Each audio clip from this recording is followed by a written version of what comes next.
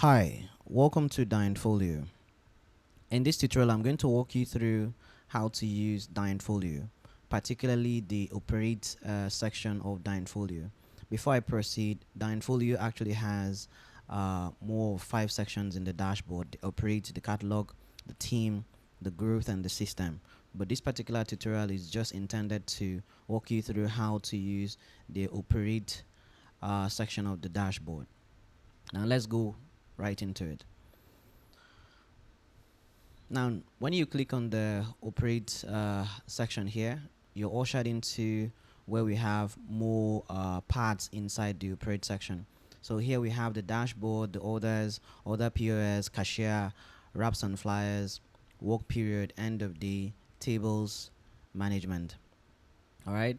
Now, these are the different parts that are inside operate, and I'm going to walk you through how to use each of them. The very first part, which is the dashboard just shows you how much money your organization has made over time, right? It shows your total sales, your invoice due, which is your credit sales, your total payments, your net sales, your order summary showing the orders that are pending, preparing, ready, and completed. And then here, the analytic dashboard shows you how your business is doing across different time frames: last 7 days, last 30 days, last 90 days, last 12 months, and all time.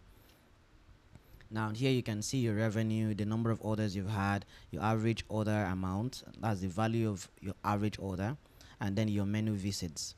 All right, and then down here we have the graph showing you how your orders are going. All right, your orders are more like the settled orders against the voided orders. And then here you see your revenue. You can actually see it as bars if you want. You can see it as the line graph or as a pie chart. Okay. Now this one has to do with your staff performance against generated revenue. All right. Now this basically shows you a whole lot about each of your staff. For instance, Ngozi Omotola uh, has 7 orders and has generated this amount of money. I think that's 189,334 naira 38 kobo. All right. Now that's what this person has generated. Now you can actually go through these to know how your staff are actually doing, okay, in terms of sales and managing customers. There's a lot of information you can get from just reading this chart. All right. Now, the next one is sources, how your order sources are arranged. So basically, we have 2 ways orders are made, either via the QR code or via the order POS. So now, this particular one just shows you how the whole order sources are arranged. Then here is menu visits. There are no data right now. Then top selling items. This one shows you your top selling items, uh, getting information from your sales, your settled order, and all of that. Right now, it shows that turkey pepper soup is the highest selling item. Okay, then we have inventory usage here. All right, so that's just for the dashboard. Now let's go ahead and check out the order section. Now the order section here is quite simple. Basically, what it does is that it allows you to be able to um, see more details about your orders and do more things about the orders too. Now we're going to go ahead and test this by when we start using the order POS, which is the next thing that we're going to do. Now, before we use the order POS, this is how the order POS looks like. It's quite simple. In fact, we have this cool feature here called Nkoyo. Nkoyo allows you to scan a docket from a waiter. A docket is, of course, I believe you know it already, the list of items that the customer is ordering for. Uh, Nkoyo allows you to just scan the document and convert it automatically to a draft order using AI. Now, this is how to place your order, like, use the order POS, but usually the order POS is always logged if the restaurant is closed. So let's go over here and just close the restaurant so you can see how it looks like when your restaurant is actually closed. Now you come to cashier section to open your restaurant and close your restaurant. There are other things you can do here. You can recall bills, receive cash, check receive cash, reprint bills, settled bills, debtors, and voided orders. You can see all this information here. All right. Now, the next thing that you need to do is, let's come back here to Order POS. Now it shows you here restaurant is closed. Open the restaurant from cashier to start taking orders. All right. Now that means we have to open the restaurant from the cashier section before we can start taking orders. Now we're gonna walk through that also. For the tables part, now each restaurant has tables, so you can.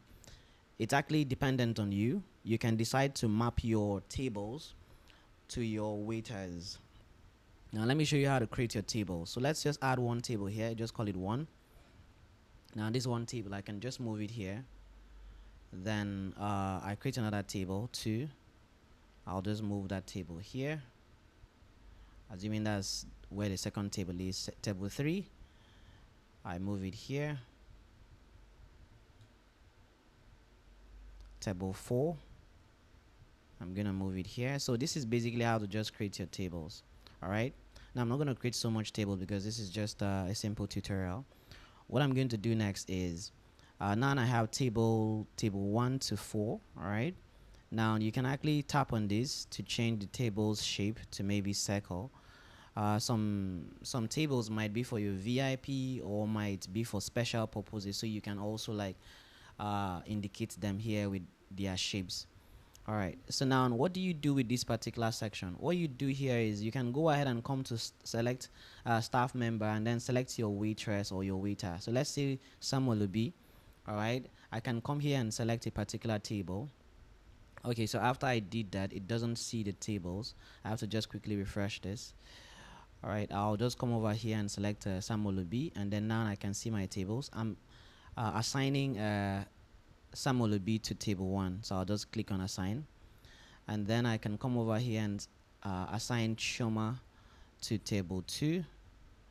Then I can come over here and assign Funke to table 3. All right, and then another person, Amara, to table 4. Great. Now, this simply means that these are the tables that they are supposed to wait, you know.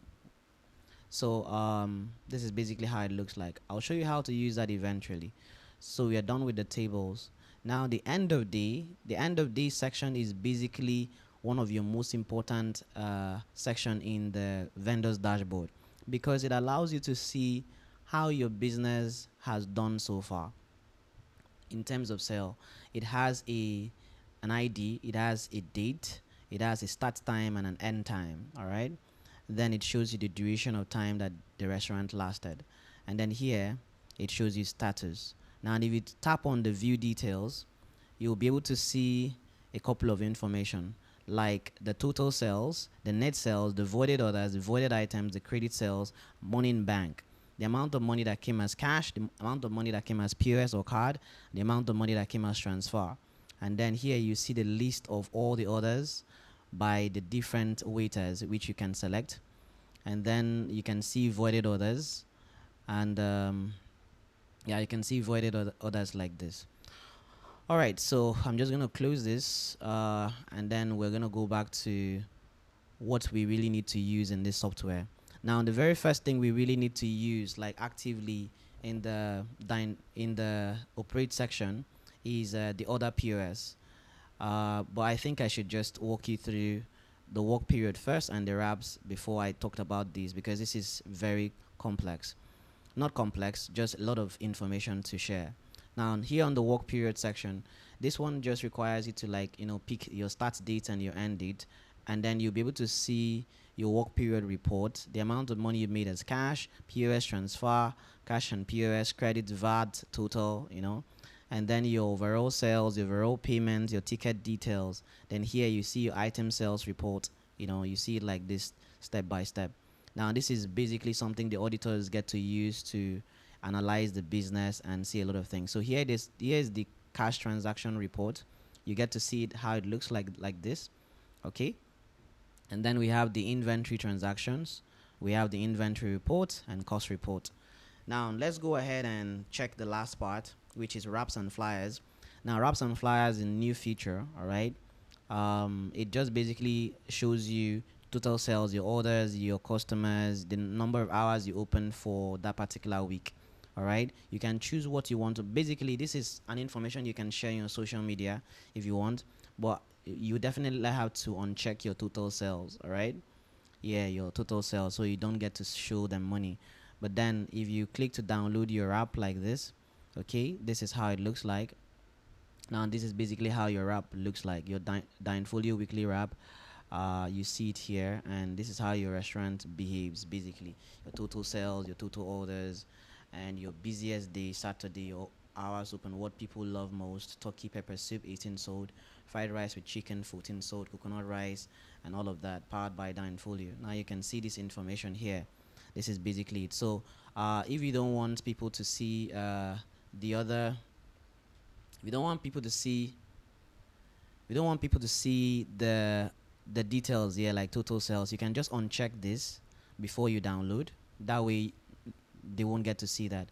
Then you can also generate a flyer to celebrate your waiters, like let's say your uh, best waiter, for instance. You can download the flyer to celebrate your best waiter, best waiter Chukwemeka and all of that. So all right, that's basically how this site works. It's still a work in progress. It's supposed to be something that helps you like really appreciate what you've done so far in your restaurant. Okay, so let's go to the main section, which is the order POS. And for the order POS, like I said, you can only use the order POS when you have opened your restaurant. So let's go to the restaurant, the cashier section, to open the restaurant. So I'll just click on here and open it. It shows the restaurant is now open. Work period started at this time, which is the same time on my system. All right. Now I'm going to go back here, come back to order POS. This is where you take orders. Now I know that the system, our platform, allows you to, get QR menus where your customers can scan and make payments. That's fine. All right. But now the thing is this: not all your customers will use the QR code. Most of them will still call your waiters traditionally and ask them for what they want to eat and tell them what they want to eat. All right. So, and then of course they'll write it on the docket and they'll bring it here, or where you have your cash points to enter into the system. All right. So this is basically it. Now, this particular part, the order POS, is where you can create your order. So let's just jump right into it and explore the entire feature of this section. Now, here is where you click to create an order. All right. When you click to create an order like that, the next thing you need to do is, this is already what you have in your food menu. All right. There'll be another video that shows you how to set up your food menu or how to edit your food menu. All right. And then this is the categories in your food menu. So there is sides. All right. When you tap on these, you can see the items here on the right: pizza, pasta, soups, and the rest. Then on this particular column, we have change table. You can change a table. Like when you're trying to place an order, you can put the number of the table. Like let's say you can put one, or you can put a range. All right. Or you can just select from here. Okay, so I can just select like that, table one. Then here you can select the customer's name. Let's say customer's name is James. All right. And then you save it. It shows here table one, customer's name is James. It is compulsory for you to select the waiter for you to be able to like place an order, either a direct order or a draft order. Now, ticket note is just something that you need to add on your order. It's just a piece of information. Now, the VIP here is, there are some restaurants that have VIP charges, and it's mostly like 20% or 10% and the rest. So it's already added here. So if you have like a VIP charge, or you are trying to place an order that is coming from the VIP, you can just tap on this. It will add 20% to the total of what the bill is here. Okay. All right. So the next thing here is actually to show you how to add items to this particular cart. So here is basically like your cart. So I'm going to add some items here. I'm just going to tap on it. If I want 3 of mushroom soup, I can just tap on 3. Then I tap on this. All right. It shows it like that. But then I can also just tap on this. I can just click on here to increase it as much as I want. Okay. Now before I place an order for an item, I can delete it. All right. I can delete them. Okay. So let's just do it again. For tomato soup. All right, now that's basically it. The next thing I need to do is I'll simply just go ahead and then select the waiter. You see, these buttons are not highlighted yet because you have to select a waiter. That's the number one compulsory thing. So you select a waiter, let's say Joy. Once you do that, it shows the drafts button enabled, and then the order button also enabled. Now let's start with what the draft button means. If you click on the draft button right now, the order is placed, but it is as a draft order. It doesn't show in the end of day. All right, now let's go to the end of day. Let me show you what's going on. Now if I go ahead and check here, all right, we don't see the, okay, here it shows here as the pending, right? Because it believes that you're going to place an order for it, right? So it shows here as a draft order. Okay, now but then you can actually just delete that one, and then it doesn't influence your sales for that particular day. You can go ahead and come over here and just like delete it, all right, because basically it's a draft order. All right, now you can also edit it by tapping here, okay, and then you can add more items to it, and then you can place an order, or you can just be here and click to place an order directly. When you place an order like that, it shows here, and then it shows here as orders and shows here unsettled order, and then you can select the staff. Assuming we have a lot of staff here, which we will, all right, you'll be able to see their names here, and then you can like filter to check which one belongs to you, for instance. So what's gonna happen next is, let's go ahead and place as many orders as possible. Let me add another order, let's say pepper soup. Let me add some orders. Let's go to smoothies. All right, so I'm placing an order for 5 smoothies. Then maybe I add this particular one. Go to pepper soup, add this. Now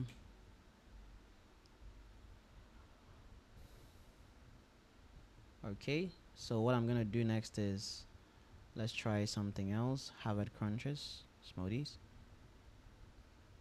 All right. Okay, so these ones were already added. Let me just see pizza.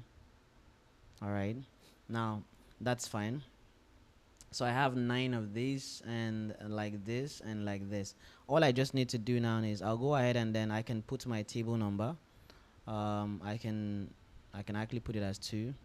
Then I can choose not to put my customer name. If you don't know, of course, most orders will not carry the customer's name. Then select a waiter. I'll pick a if I am. Then once I do that, I can place my order. Once I place my order, I hear that bell. Now this one shows me here the following items don't have enough stock to fulfill this order. Now this particular feature that you're seeing here is basically for uh, a feature that has been created to make you not to be able to place an order for an item that is not in the inventory. Okay, so I will talk about this in Operate Extra, or maybe Order POS Extra, something like that. Okay, so before I proceed, what I'm going to do real quick is I'm going to go ahead and let me just quickly go to the inventory. I want to just turn off that particular feature because we don't want to do that in this particular video. So I just turned it off now. All right, so fine. I'll come over here, and then I see my orders. And then now once you've placed an order for an item and then the customer is being served, you will see the print bill highlighted here. This is the bill you print. You click to print for your customer. That's the bill. So you'll see a print here. When you've connected to your printer, you print it. Now and once you're done printing it and the customer has finished eating, the next thing to do is settle the bill. Settling the bill means the customer has made payment. So you click on settle. All right, now even if you're outside like this, you see a button here that still says settle. So you just tap on it. It brings you here. You scroll up like this. You have to tap on the all button first before you tap on the payment method. So you say cash, POS, or transfer, or credit. All right, so let's just say transfer. In this case, you settle the order. Once you've settled the order, you can print the settled bill. All right, now and after you're done with that, you close it. The next thing you need to do real quick is you can go ahead and for this particular item, all right, let's say this was an error. Okay, this was an error. Yeah, so you can void this entire order. Let's say the customer did not even wait up to 3 minutes, decided to leave, and of course preparation had not started, so you can void this particular order. How you do that is you tap on this void. It asks for a 4-digit pin, and